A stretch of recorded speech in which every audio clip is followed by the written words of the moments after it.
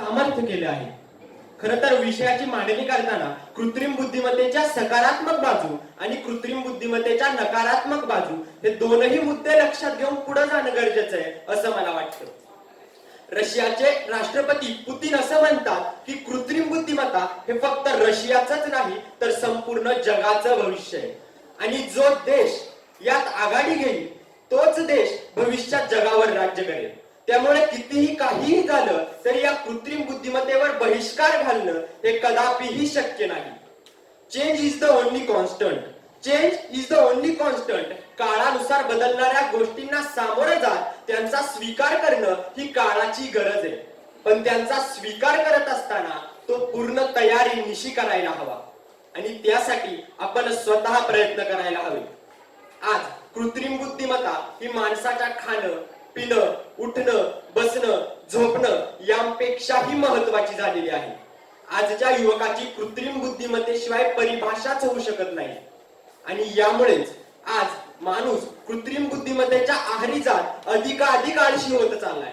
आज आम्हाला कोणी साधा प्रश्न विचारला की 4+4 किती, याचं उत्तर तुम्हालाही माहिती आणि मलाही माहितीये, तरी सुद्धा सवयीप्रमाणे आपला हात आपल्या खिशात जातो, खिशातून आपण आपला मोबाईल बाहेर काढतो, त्याच्यावर 4+4 करतो आणि मग ते उत्तर समोरच्याला सांगतो. इतकं आपण कृत्रिम बुद्धिमत्तेच्या आहारी गेलोय आणि म्हणूनच मानवाचं भविष्य हे धोक्यात येत कृत्रिम बुद्धिमत्तेमुळे धोक्यात येत चाललंय.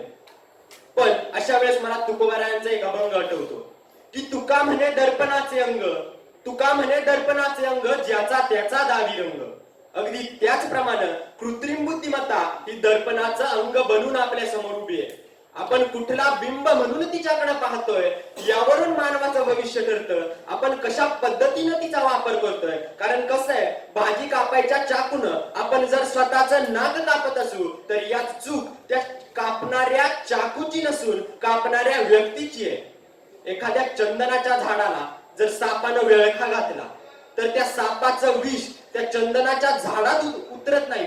अगदी त्याचप्रमाणे या कृत्रिम बुद्धिमत्तेच्या विळख्यात अडकून पडलेल्या युगात आपण त्याचा कसा वापर करायचा आहे, किती वापर करायचा आहे, कितपत वापर करायचा आहे हे आपल्या हातात असतं. आज कृत्रिम बुद्धिमत्तेने जवळजवळ सर्वच क्षेत्र काबीज केलेली आहेत. त्यामुळं झालंय असं की मानवी रोजगार धोक्यात येत चाललेले आहेत. मानवी रोजगारांपैकी जवळजवळ 47% रोजगार हे कृत्रिम बुद्धिमत्तेने काबीज केलेले आहेत. आता पाठीमागे ऍपल आणि सॅमसंग या कंपनीने आपले 65,000 कर्मचारी काढून तिथे कृत्रिम यंत्रणा घेण्याची केलेली घोषणा हे याचंच उत्तम उदाहरण. 25 ऑक्टोबर 2017 रोजी एलॉन मस्क यांनी एक मुलाखत घेतली. ती मुलाखत कुठल्याही व्यक्तीची नसून एका सोफिया नावाच्या यंत्र रोबोटची होती आणि या मुलाखती दरम्यान मस्क यांनी कृत्रिम बुद्धिमत्ता आणि मानवी भविष्याची चिंता व्यक्त केली असता ती सोफिया नावाची रोबोट म्हणाली, काळजी करू नका, काळजी करू नका, तुम्ही जर माझ्याशी चांगले वागला तर मी तुमच्याशी निश्चितच चांगले वागेन. पण या जर तरच्या प्रश्नामुळे या मानवाने बनवलेली यंत्र एक दिवस मानवाचाच घात करतील की काय असा प्रश्न आमच्या समोर उभा राहिलाय. आणि हे सर्व थांबवण्यासाठी आज आपण राष्ट्रांद्वारे विविध उपक्रम राबवले गेले. रोजगारासाठी विविध उपक्रम राबवणं हे गरजेचं आहे. कुठली कामे ही कृत्रिम बुद्धिमत्तेवर सोपवावी ही त्या देशाची लोकसंख्या, त्या देशाची परिस्थिती हे सर्व लक्षात घेऊन त्याच्यावर काम करणं गरजेचं आहे.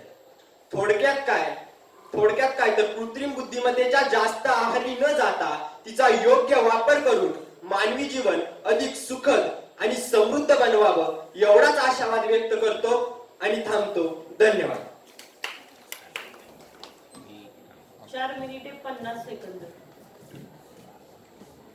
पुढील स्पर्धक कोड क्रमांक 65.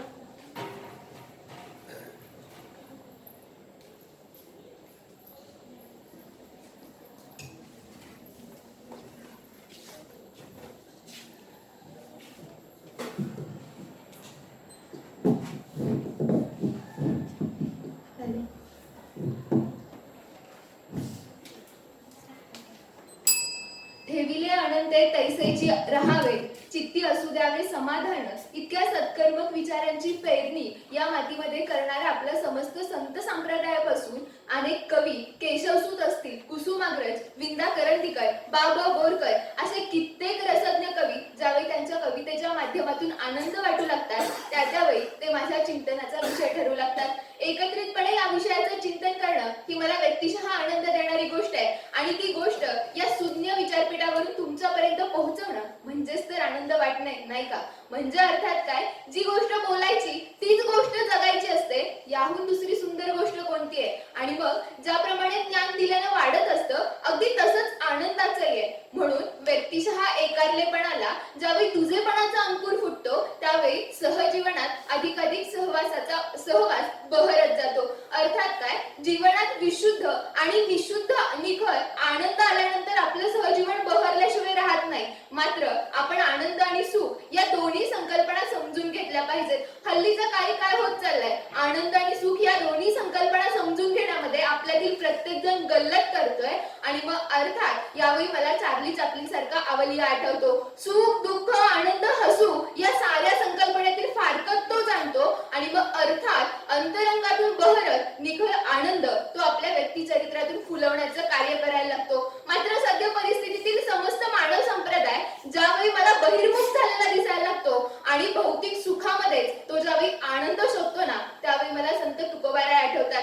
ते म्हणतात, आनंदाचे डोही आनंद तरंग, आनंदाची अंगे आनंदाचे. अर्थात आनंद फार वेगळी गोष्ट आहे. म्हणून नमस्कार, मी स्पर्धक सांकेतिक कोड क्रमांक 65 विषय मांडतीये. चला आनंद वाटूया. मित्रांनो, परमेश्वरानं दिलेली सगळ्यात मोठी देणगी म्हणजे सुखाचा शोध घेण्याची प्रेरणा. अर्थात सुख ही गोष्ट अंतिम ठवे किंवा ती कायम स्वरूपीही नाही. सुख ही स्वयंभू गोष्ट सुद्धा नाही. मात्र आनंदाचं तसं आहे.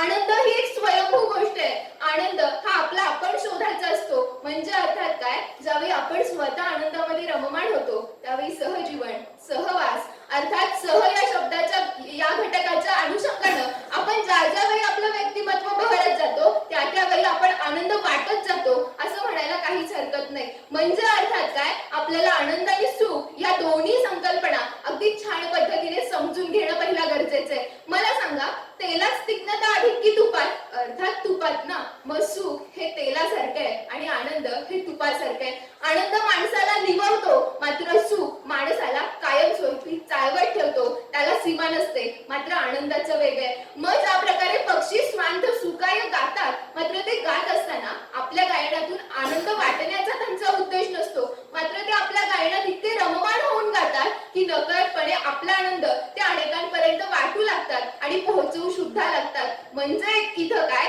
तर जाणीवपूर्वक वाटणं म्हणजे आनंद नव्हे, तर आपल्या नकळत घडणाऱ्या कृतीतून आनंद हा वाटला जातो, पसरवला जातो. मग अर्थात हा आनंद वाटत असताना फक्त व्यक्ती समूहाची किंवा व्यक्तीचीच गरज नसते. कारण डोबा मोकाशी आपल्या आमोद सुनासी आले कथा संग्रहातून म्हणतात, मी न तू होऊन जाणं ही आनंदाची युक्ती, मी न तू होऊन जाणं ही आनंदाची स्थिती. मग तू कोणीही असो, वस्तू, स्थल किंवा व्यक्ती. मग तू कुणीही असो, वस्तू, स्थल किंवा व्यक्ती. म्हणजे अर्थात काय, आनंदात सहवास फार महत्वाचा आहे. मग आता आपल्याला आनंद वाटायचाय म्हणजे नक्की काय करायचंय, तर आनंद आणि सुख या दोन्ही गोष्टी समजून घ्यायच्यात. आनंद स्वतः उमजून घ्यायचंय, आनंदाला स्वतः ओळखायचंय आणि मग तो आनंद आपल्याला इतरांपर्यंत वाटायचंय. अर्थात बोरकर म्हणतात त्याप्रमाणे ते आपल्या आनंदी वृत्ती नावाच्या संदर्भातून सांगायला लागतात. आनंद वाटणं म्हणजे नक्की काय, तर आनंद हा शब्दात वाटण्याची क्रिया नव्हे, तर समोरच्या घटकाला, वस्तूला त्या स्थितीमध्ये घेऊन जाणं, त्या स्थितीची जाणीव करून देणं म्हणजे खरा आनंद वाटणं. आणि हाच आनंद आपल्याला वाटायचा आहे. मग आता हा आनंद वाटत असताना हा आनंद कोणकोणत्या माध्यमातून आपल्याला वाटायचा आहे, त्यावेळी मला असं वाटतं, हा आनंद आपण पुस्तकाच्या माध्यमातून, कवितेच्या माध्यमातून, मग अगदी खतखतून रडण्यातून सुद्धा आनंद वाटू शकतो. आणि ठरवलंच तर मेरा नाम जोकर म्हणत सुद्धा कोणाच्या आयुष्यात जोकर होऊन आनंद वाटण्यात सुद्धा काहीच वावगं न ठरावं. मात्र ज्यावेळी सध्या परिस्थिती मी पाहते त्यावेळी स्पर्धेचं युग, तंत्रज्ञानाचं युग मला दिसतं. त्यावेळी आनंदाला मुकत चाललेली आणि भौतिक संपन्नतेसाठी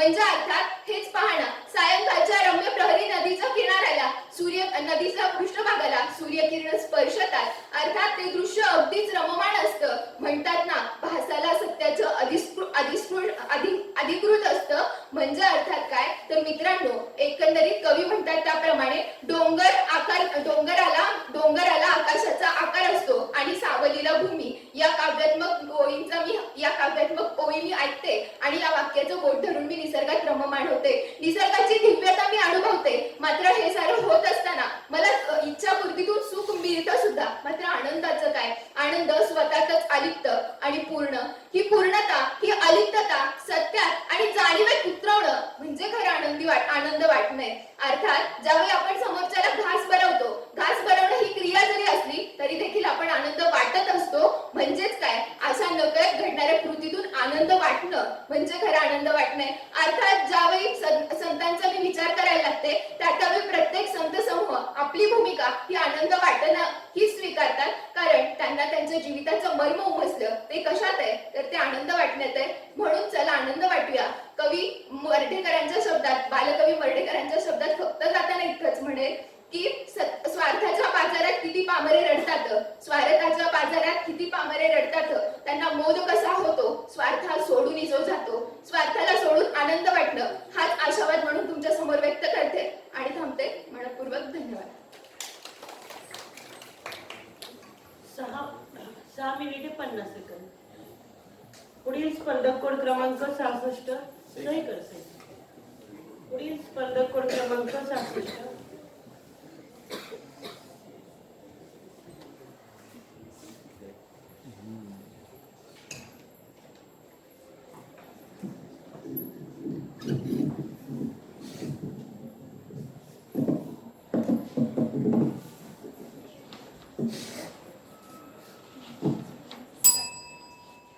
आनंद म्हणजे आत्मिक समाधान आणि आनंद म्हणजे सकारात्मक विचार. चला आनंदीला जाऊया डोळे भरून ही ज्ञानेश्वरी पाहूया. चला आनंदीला जाऊया डोळे भरून ही ज्ञानेश्वरी पाहूया. हा शब्द ऐकताच मनामध्ये एक अलौकिक आनंद निर्माण होतो. सध्याची परिस्थिती बघता माणूस इतका धावपळ करतो की त्याला आनंद फक्त एकाच गोष्टीमध्ये दिसू लागला, तो म्हणजे पैसा. मी माझ्या भावाला एक सहजच असा प्रश्न विचारला की भाऊ आनंद कशात आहे. तो मला म्हणायला लागला हे बघ बहीण आनंद म्हणजे फक्त एकाच गोष्टीमध्ये, तो म्हणजे पैसा. पैसा मी बघ हे बघ ज्या वेळेस मी पैशाचं नाव काढतो त्यावेळेस जगामध्ये प्रत्येक व्यक्ती हा पैसा पैसा करत असतो आणि पैशाच्या मागे धावत असतो. आणि जेव्हा जगामध्ये आपण पाहायला बघतो प्रत्येक व्यक्तीला असं वाटायला लागतं की पैशाने सर्व काही मिळवता येतं. मग ठीक आहे म्हणलं हे घे पैसे आणि दुकानात जा आनंद खरेदी करू. त्यावेळेस त्याने मला म्हणलं ताई कसं काय आनंद मी खरेदी करू शकतो. मग मी म्हणलं तेच सत्य आहे. आनंद आपण खरेदी करू शकत नाही तर ते अंतर्मनामध्ये एक समाधानकारक प्रवृत्ती निर्माण करून आपण आनंद घेऊ शकतो. संत तुकाराम महाराज म्हणतात आनंद हा अंतर्मनात आहे आणि आनंद आपण अंतर्मनातच शोधला पाहिजे. ज्यावेळेस आपण आनंदाचा विचार करतो त्यावेळेस असं वाटायला लागतं की आनंद हे फक्त पैशात आहे, गाडीत आहे, बंगल्यात आहे, हे फक्त क्षणिक गोष्टी आहेत. आपण नेहमी विचार केला पाहिजे की आनंदासाठी आपण कुठेतरी आपल्या कुटुंबात देखील वेळ घालायला पाहिजे. पण आपण असं करत नाही. आपण कुठेतरी बाहेर फिरायला जातो आणि असं म्हणतो की आनंद आमचा बाहेरच आहे. पण असे नसून ज्यावेळेस आपण घरात बघतो की वातावरण की मुलं आई वडिलांजवळ जास्त राहतच नाही. त्यांना असं वाटतं की आई वडील म्हणजे एक असे बोरिंग आहेत. मग आई वडिलांचा विचार आपण करतच नाही आणि मित्रमैत्रिणींसोबत आपण जास्त वेळ घालतो. पण असं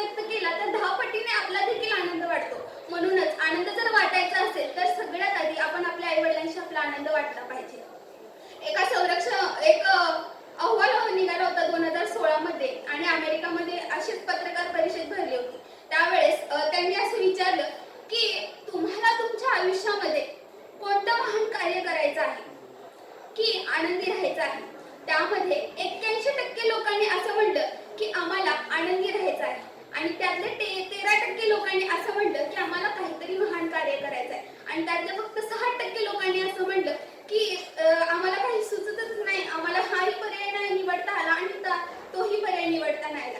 म्हणजे या सगळ्यांच्या माध्यमातून आपल्याला एकच लक्षात येतं की आनंद राहणे हे फार महत्त्वाचे आहे. आपल्यासाठी आपल्या चांगल्या जीवनासाठी आनंद हा फार महत्त्वाची गोष्ट आहे. आनंदामधून माणूस सकारात्मक विचार करतो आणि सकारात्मक विचाराने एक चांगले कार्यही करू शकतो. म्हणून आयुष्यात आनंदी राहणे हे फार महत्त्वाचे आहे. तितकेच महत्त्वाचे असे की आयुष्यामध्ये आनंद वाटणे देखील महत्त्वाचे आहे. एखाद जरी कार्यक्रम घेतला तर आपले घरच्या ज्या लेडीज असतात त्या म्हणतात त्यांना बोलवू नका, त्यांना बोलवले आपला आनंद कुठेतरी विस्कळीत होईल. पण असे नसून आपला आनंद हा प्रत्येक व्यक्तीशी वाटला पाहिजे. भले तो दुश्मन का असेना पण आनंद हा वाटला पाहिजे. कारण माणसाची प्रवृत्ती अशी बनली आहे की शेजार पाजार जरी असले तरी हळूच सांगतात की नाही त्यांना नाही सांगायचं बरं का, कुठेतरी त्यांना सांगितलं कुठेतरी आपल्या आनंदाला नजर लागली, अशी ही गोष्ट होती. ही गोष्ट ज्यावेळेस आपण सकारात्मकतेने प्रत्येकाला जाऊन जरी घरी सांगितलं तरी त्या व्यक्तीचे विचार आपल्या प्रती बदलत असतात. कारण त्यांनाही वाटत असतं की हा व्यक्ती चांगला आहे बाबा. म्हणून आनंद हा प्रत्येक व्यक्तीला वाटला पाहिजे. संत तुकाराम महाराज म्हणतात, आनंदाच्या ओठी साठवल्या आम्हा कोटी, आनंदाच्या कोटी साठवल्या आम्हा कोटी. म्हणजे माणूस हा स्वतःपुरता इतका विचार करू लागले की त्याला स्वतःलाच आनंदी राहावंसं वाटतं, इतरांना आनंद हा त्याला द्यायचाच नसतो. परंतु जर मनामध्येच आनंद जर ठेवला तर ती आनंद जास्त आपल्याला आनंद देऊ शकणार नाही. ते जर आपण प्रत्येकाशी जर आनंद वाटायला लागलो तर आपला आनंद हा 10 पटीने वाढू शकतो. म्हणून मी म्हणते प्रत्येकाशी आनंद हा वाटला पाहिजे. आणि त्याचबरोबर आपल्या आयुष्यामध्ये आनंद ही अशी गोष्ट आहे जी माणूस हा आपल्या फॅमिली असू दे, आपले कुटुंब असू दे किंवा कुठेही त्यांच्यासोबत टाइम घालवायला आपल्याला पाहिजे, त्यावेळेस आपला आनंद वाढतो.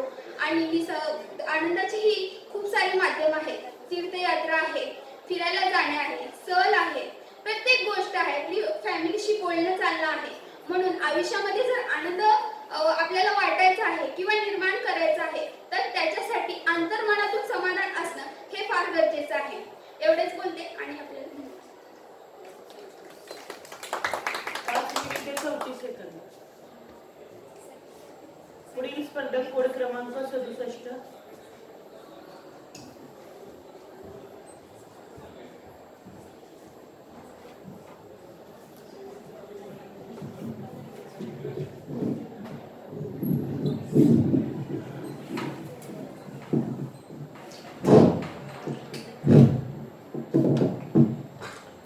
नमस्कार मित्रांनो, अलीकडच्याच काळामध्ये तुम्ही सगळ्यांनी टीव्हीवरती 5 स्टार कॅडबरी कंपनीची एक जाहिरात बघितली असेल, ज्यामध्ये असं म्हटलं गेलंय की येत्या भविष्यात जेव्हा कृत्रिम बुद्धिमत्ताच माणसाची सगळी कामं करेल, माणसासाठी काहीच काम राहणार नाही, तेव्हा मात्र माणसाकडे एकच गोष्ट राहील किंवा एकच नोकरी राहील, ती म्हणजे काहीच न करण्याची नोकरी. आणि म्हणून ईट 5 स्टार डू नथिंग म्हणत ही काहीच न करण्याची कला शिकण्यासाठी या जाहिरातीतून आपल्याला प्रेरित केलं जात आहे. आणि ज्यांना हे जड जात असेल त्यांच्यासाठी या 5 स्टार कॅडबरी कंपनीने मुंबईमध्ये नथिंग युनिव्हर्सिटी नावाचे एक विद्यापीठ स्थापन केलंय, जिथे ही काहीच न करण्याची कला शिकवणारे अनेक कोर्सेस उपलब्ध आहेत. तुम्ही तिथून ही कला आत्मसात करू शकता. आता जरी ही वरील जाहिरात उपहासात्मक दृष्टिकोनातून बनवली गेली असली किंवा ती काल्पनिक असली तरी त्यातील कल्पना विश्व मला काही रंजक वाटत नाही. कारण सध्याच्या स्थितीला कृत्रिम बुद्धिमत्तेच्या विश्वात ज्या गतीनं आपण मार्गक्रमण करतोय ती दिशा मला या जाहिरातीला अधिकाधिक वास्तविक बनवणारी वाटते. आणि म्हणून कदाचित आपल्यालाही भविष्यामध्ये हातात 5 स्टार कॅडबरी घेऊन या विद्यापीठात प्रवेश घेण्याची वेळ येऊ शकते, ही शक्यता काही नाकारता येत नाही. या सर्व शक्यतांची चिकित्सा करतोय. नमस्कार, कोड क्रमांक 67, विषय बोलतोय कृत्रिम बुद्धिमत्ता आणि मानवी भवितव्य. मित्रांनो, मानवी बुद्धिमत्ता इतकी सक्षम कृत्रिम बुद्धिमत्ता बनवण्याच्या हेतून तंत्रज्ञानामध्ये आपण प्रगती सुरू केली, अनेक दशकं संशोधनासाठी दिली आणि आता हीच कृत्रिम बुद्धिमत्ता मानवी बुद्धिमत्तेवरती एक वर्चस्व निर्माण करण्याचा प्रयत्न करते. मग सोफिया या यंत्रमानवाला दिलं जाणारं सौदी अरेबियाचं नागरिकत्व असो किंवा केरळमध्ये सुरू झालेली पहिली AI शाळा, या सर्व घटना आश्चर्यासोबतच चिंता करायला भाग पाडणाऱ्या आहेत. आणि इथपर्यंतच मर्यादित न राहता या कृत्रिम बुद्धिमत्तेचा मानवी जीवनाच्या बेसिक तत्वापर्यंत जो काही शिरकाव होऊ लागलाय ना, तो खरं तर चिंतादायक आहे. मित्रांनो, प्रस्तुत विषयामध्ये संयोजकांनी मानवी भवितव्य असा उल्लेख केलाय आणि म्हणून मला इतिहास सांगण्यापेक्षा कृत्रिम बुद्धिमत्तेची सद्य अवस्था आणि त्यातून भविष्यातील शक्यतांची चिकित्सा करणं अधिक महत्वाचं वाटतंय. मित्रांनो, आज ही कृत्रिम बुद्धिमत्ता मानवी भवितव्यासमोर एक आव्हान म्हणून का उभी राहिली आहे, तर याची दोन महत्वाची कारणे आहेत. पहिलं म्हणजे या कृत्रिम बुद्धिमत्तेची सहज असणारी उपलब्धता आणि तिची गतिशीलता. म्हणजे आज या धकाधकीच्या आयुष्यामध्ये जिथे प्रत्येक जण खूप व्यस्त झालाय, जिथे आई वडिलांना सुद्धा मुलांसाठी पुरेसा वेळ मिळत नाहीये, अशा कालखंडामध्ये ही कृत्रिम बुद्धिमत्तेची माध्यमं आपल्यासाठी इतकी सहज उपलब्ध आहेत की मोबाईलच्या एका क्लिकवर आपण त्यांचा फायदा घेऊ शकतो आणि आपल्या बहुतांश समस्यांचं एक सोल्युशन त्यांच्याकडे आहे आणि ते इतकं झटकन आपल्याला मिळतं की मला वाटतं या वेगामुळे खऱ्या अर्थानं आपण कृत्रिम बुद्धिमत्तेवरती निर्भर झालोय. म्हणजे आजची मुलं ए आई अशी हाक न देता हे अलेक्सा अशी हाक देऊ लागली. गृहपाठामध्ये कोणाचीच मदत न घेता चॅट जीपीटी कडून असाइनमेंट्स लिहून घेतल्या जात आहेत. दुसरं महत्वाचं कारण म्हणजे या सर्व कृत्रिम बुद्धिमत्तेच्या माध्यमांनी स्वीकारलेलं जेन झी स्वरूप. म्हणजे एक लक्षात घ्या, सोशल मीडियाचा जेव्हा युगम झाला त्यावेळी सोशल मीडिया ही तुम्हाला संवाद घडवून देऊ शकत होती, पण एक भावनिक आधार देऊ शकत नव्हती, जी की माणूस म्हणून आपल्या सगळ्यांची एक बेसिक गरज आहे. हीच गोष्ट या कृत्रिम बुद्धिमत्तेनं हेरली आणि मग अनेक स्वरूपातनं ही कृत्रिम बुद्धिमत्ता मानवाचा इमोशनल पार्टनर होण्याचा जो प्रयत्न करतेय किंवा माणसाची इतर माणसावरील निर्भरता संपुष्टात आणण्याचा प्रयत्न करतेय, ते मला वाटतं आपल्या समोरील सगळ्यात मोठं आव्हान आहे. मग स्नॅपचॅट मधल्या माय एआय या चॅटबॉटने रितिका नावाच्या 14 वर्षीय मुलीला तिच्या मासिक पाळीच्या वेळी दिलेला भावनिक आधार असो, तिची घातलेली समजूत असो किंवा डेटिंग ऍप्सवर एआयजीएफच्या प्रेमात पडणारी असंख्य मुलं असो, ही सर्व उदाहरणं कृत्रिम बुद्धिमत्तेचा वाढणारा गाभा स्पष्ट करतायत. मुळातच मी इथे कृत्रिम बुद्धिमत्तेच्या भूमिकेला बरोबर किंवा चुकीचं ठरवत नाहीये, पण या सर्व उदाहरणांची चिंता करावी की त्याचं कुतूहल वाटावं असा साधा प्रश्न मला पडतोय. मित्रांनो, आज ही कृत्रिम बुद्धिमत्तेची माध्यमं आपल्याला आपल्या घरच्यांपेक्षा अधिक ओळखू लागली. म्हणजे आपण काय पाहतोय, काय लाईक करतोय, काय डिसलाईक करतोय, आपली भूमिका नेमकी काय यावरती सतत कळत नकळत एक पाळत ठेवली जाते.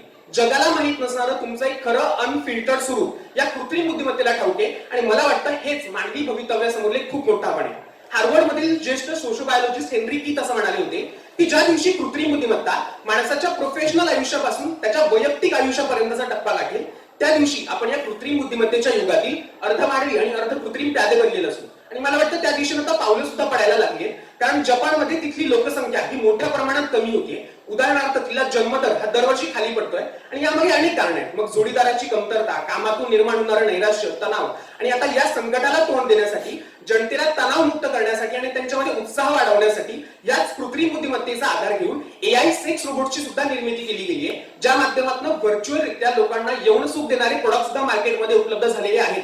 मला वाटतं मित्रांनो, ही मानवी भवितव्यासमोरील एक धोक्याची घंटा आहे जी आपण दुर्लक्षित करून चालणार आहे.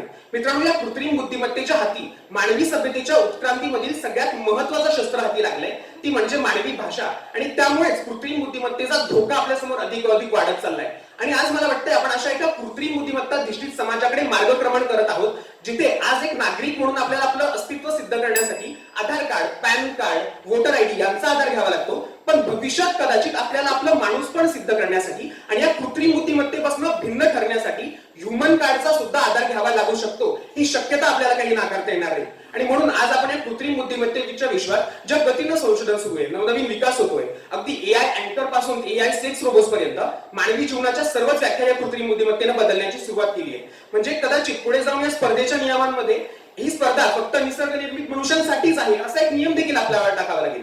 कदाचित या स्पर्धेसाठी आपण घर बसल्या व्हर्च्युअल रियालिटी हेडसेट घालून उपस्थित देखील राहू शकू. आपल्या परीक्षकांच्या जागी आपल्याला एआय चॅटबॉट सुद्धा दिसू शकतील. एकूणच काय तर कोणतीच शक्यता नाकारता येत नाही. आणि म्हणून आता या कृत्रिम बुद्धिमत्तेचा आव्हानात्मक धोक्यात रूपांतर होऊ द्यायचं नसेल तर आपल्याला काही पावलंही तातडीने उचलावी लागतील, काही भूमिका या सामूहिकरित्या घ्याव्या लागतील व कृत्रिम बुद्धिमत्तेच्या क्षेत्रातील संशोधन सीमित करावं लागेल आणि या कृत्रिम बुद्धिमत्तेचं लोकशाहीकरण झालं पाहिजे. ही ताकद कोणा एका व्यक्ती, संस्था, राष्ट्रापुरती मर्यादित न राहता ती सगळ्यांकडे समान पातळीवरती असायला हवी. तेव्हाच मला वाटतं तिचा समतोल राखता येईल. येत्या काळात या कृत्रिम बुद्धिमत्तेचं आव्हानात्मक धोक्यात रूपांतर होऊ नये इतकाच आशावाद व्यक्त करतो आणि प्रगतीची प्रचंड आस मनात बाळगलेल्या मानवाला फक्त इतकंच, सृजनाचा ध्यास तुझला, आस सत्य सुंदर शिवाची, बुद्धिमत्ता ही झाली कृत्रिम, आता ही दुनिया सारी यंत्र मानवाची, नीतिमूल्य आणि संवेदना तेवढ्या गाड्या आबाद राहू दे, आभासी या जगतामध्ये माणुसकी तेवढी नाबाद राहू दे, माणुसकी तेवढी नाबाद राहू दे. आभार. 6 मिनिटे 27 सेकंद. सही करेल.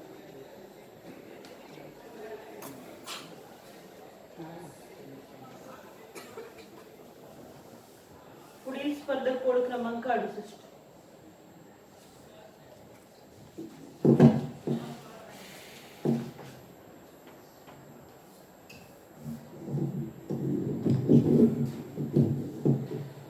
नमस्कार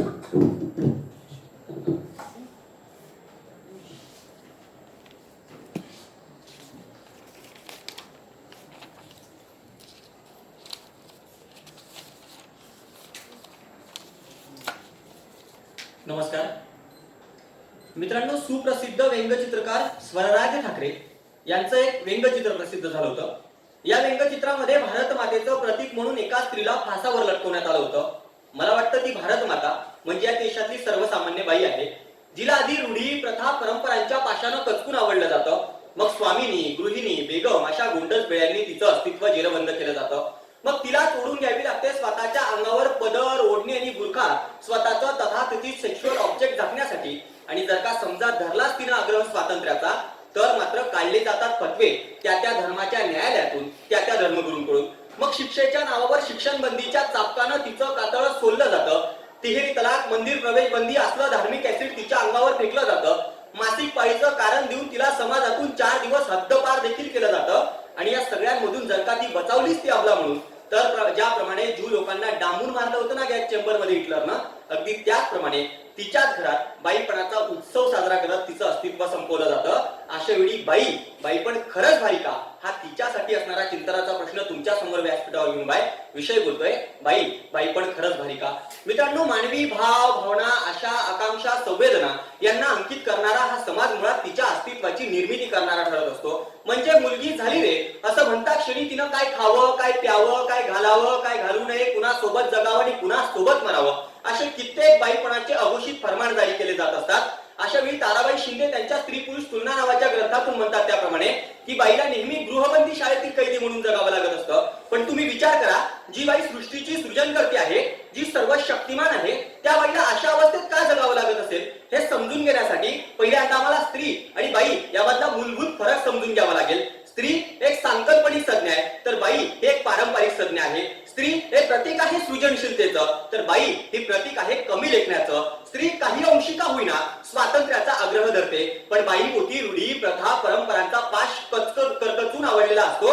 आणि म्हणूनच की काय सीमांती बुवा म्हणाल्या होत्या ना की बाई जन्मत नाही, तर ती समाजामध्ये घडवली जात असते. आणि हे विधान इतकं सर्वश्रुत आणि जगमान्य आहे की सन्माननीय संयोजकांनी सुद्धा इथं प्रश्न विचारत असताना बाई या शब्दाचा 2 वेळा प्रयोग केलेला आहे. बाई उद्गारवाचक चिन्ह, बाई पण खरंच भारी का, यातलं उद्गारवाचक चिन्ह संशय निर्माण करतंय, तर त्यातला खरंच हा शब्द या संशयाचं धुकं आणखीन दाट करण्याचं काम करतोय. कारण मणिपूरमध्ये 2 माता मावल्यांची लग्न झिंड काढली जात असेल आणि तरी सुद्धा आम्हाला आमच्या मुलाबाळांसाठी जगावं लागेल असं म्हणून त्यांचं वेदनेचं आयुष्य ते जगत असतील. एखाद्या 12 वर्षाच्या मुलीवर मध्य प्रदेशमध्ये बलात्कार झाल्यानंतर तिच्या शरीरातून ओघळणारं रक्त पाहिल्यानंतर साधे वस्त्र सुद्धा समाज पुरवत नसेल. एखाद्या मुलीनं नुसता आंतरजातीय विवाह केला, त्यानंतर मात्र तिचा भाऊ तिचं शीर कापून तिच्या सोबत सेल्फी घेत असेल आणि आजही असा प्रिन्स मानसिकतेचा भाऊ इथंही दळून बसला असेल, तर तिला विचारलेल्या प्रश्नांची उत्तरं काचेसारखी अगदीच पारदर्शक असणार आहेत. अशा वेळी अमृता प्रीतम आठवतात. बाई एखाद्या कणकेच्या गोळ्यासारखी असते. तिला जर का तुम्ही घरात ठेवाल ना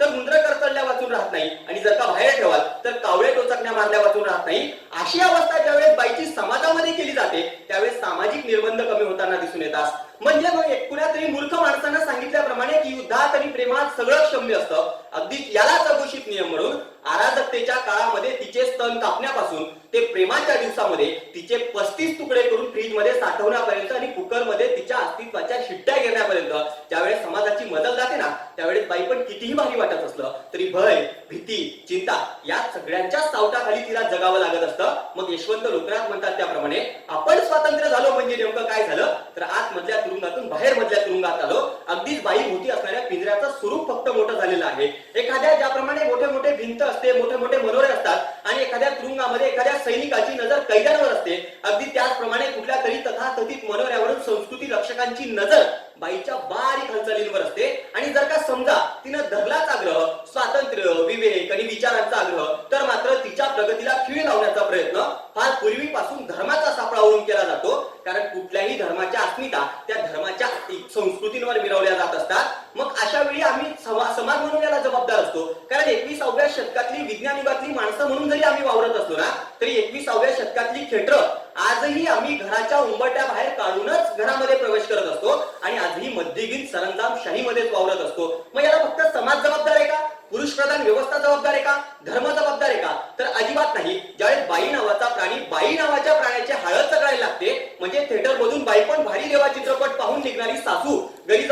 सुनेचा मरेपर्यंत छळ करत असेल तर त्या सुनेसाठी खरंच बाई पण भारी असणार आहे का, हे समजून घेणं फार महत्वाची गोष्ट आहे. मग अशा वेळी आमच्या पुरुषांमध्ये सुद्धा एक बाई दडलेली असते, मर्द को दर्द नाही होता. हा बुरखा जर का फाडून टाकला ना, तर ज्या देशामध्ये ज्ञानोबांना माऊली म्हटलं जातं आणि साने गुरुजींना मातृहृदय म्हटलं जातं, अशा काळामधले आमच्या आतल्या बाईला जर का प्रश्न विचारला तर खऱ्या अर्थानं तिचं बाई पण हे खरंच भारी वाटणारं ठरणार आहे. पण यासाठी काय होणं गरजेचं आहे, कारण तिच्या आयफेल टॉवर पेक्षाही उंच तिच्या कर्तृत्वाचा आलेख आहे आणि चीनच्या भिंतीपेक्षाही तिच्या कर्तृत्वाचा इतिहास आम्हाला लांबलचक पाहायला मिळतो. यासाठी बाईनं सुद्धा स्वातंत्र्याच्या दृष्टीनं पावलं उचलली पाहिजे. कारण व्हॉल्टेअरचं एक जगप्रसिद्ध वचन आहे की ज्या लोकांना आपल्या भोवती असणाऱ्या गुलामीच्या बेड्यांवर प्रेम असतं ती लोक गुलामीला अत्यंत लायक असतात. म्हणून आज स्वतःच्या पायाला परिवर्तनाची जोड देणं गरजेचं आहे. तेव्हा जाऊन 7 समुद्रापार रूढी प्रथा परंपरांचा पाश करून आनंदीबाई होता येतं. संकटांचा माउंट एव्हरेस्ट चढणारी आम्हाला अरुणिमा सुद्धा पाहायला मिळते. 4 भिंतींच्या चौकटी तोडून सीमांचं रक्षण करणारी एखादी सैनिक, त्या आकाशात भरारी घेणारी कल्पना सुद्धा पाहायला मिळते. पण त्यासाठी बाई पण भारी आहे याचा आत्मभान बाईला सुद्धा होणं गरजेचं आहे. त्या दृष्टीनं बाईनं पावलं उचलली पाहिजे. पण मी तिच्यावर काय बोलावं जिच्यापासून माझं अस्तित्व आहे आणि जिच्यातच मला विलीन व्हायचंय. म्हणून जास्त न बोलता थांबतो. मनपूर्वक धन्यवाद. सही कर. 6 मिनिटे 6 सेकंद. सही कर. 6 मिनिटे 6 सेकंद. पुढील स्पर्धक कोड क्रमांक 69.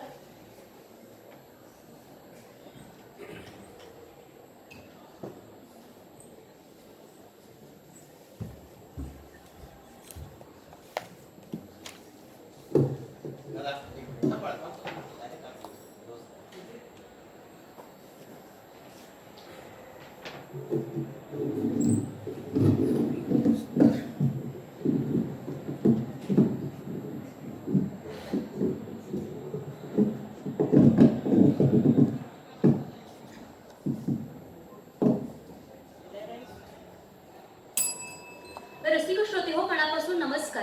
इथे उपस्थित असलेल्या सगळ्यांनाच माहिती असेल, त्रेतायुगामध्ये दरबार भरला होता. सीताबाई पुण्यशील होती म्हणून ती सिद्धही झाली.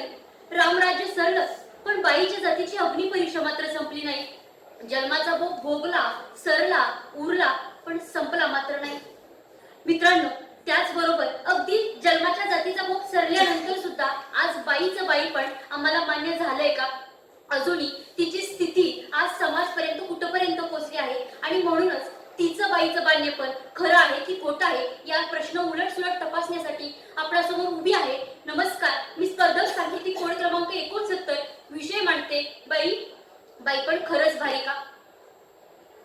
स्त्री म्हणून जन्म मिळाला म्हणून खचून जाऊ नको, त्या जन्माला आनंदाने जग असं बहिणाबाई सांगतात.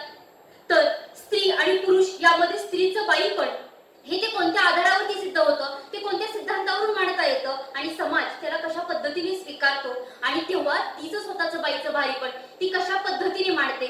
म्हणूनच संयोजकांना प्रश्न पडला असावा की सर्वश्रुत असणारा श्लोक की जिथे नारीचा सन्मान केला जातो तिथे देवाचा वास असतो. मग आदिशक्ती, आदिमाया, गृहलक्ष्मी, गृहदेवता असं सगळं बोललं गेलं तिला. तर स्वामी तिने जगाचा आई विनाभिकारी.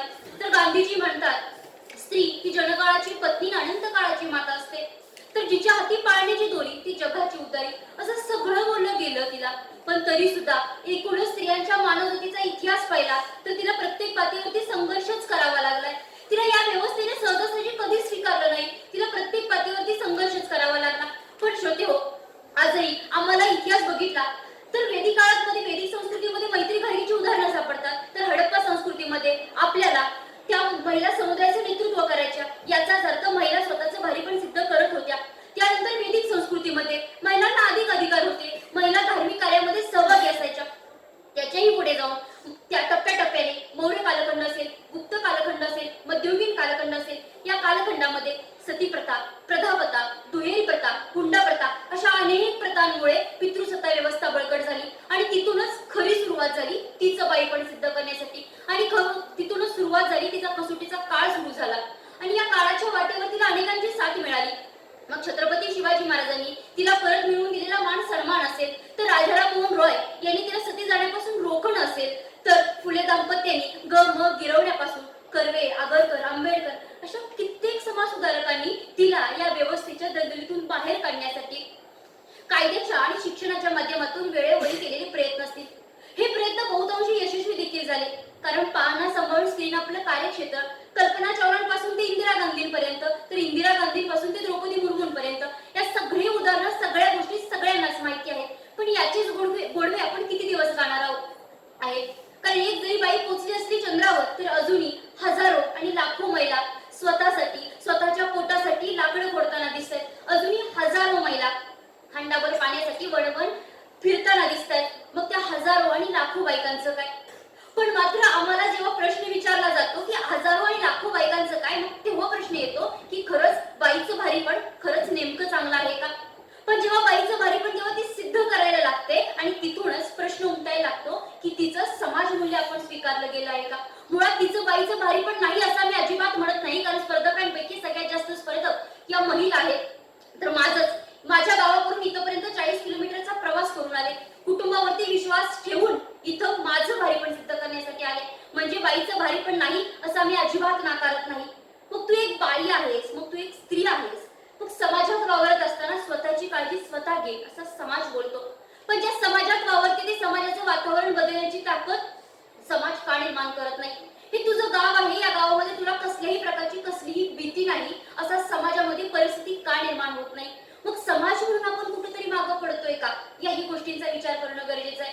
मग समाजाची भूमिका सांडल्यानंतर आमचे सगळे श्रोते हो म्हणायला लागतात की बाई पण खरंच भारी आहे. मग ही भारी पण आपण सिद्ध करायला लागतो आणि तिथूनच आपण व्यासपीठ प्रश्न विचारतो अगदी त्या पद्धतीने की खरंच बाईपण भारी आहे का?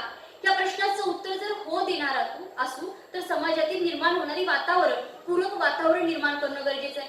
समाजामध्ये मूल्य जी आहेत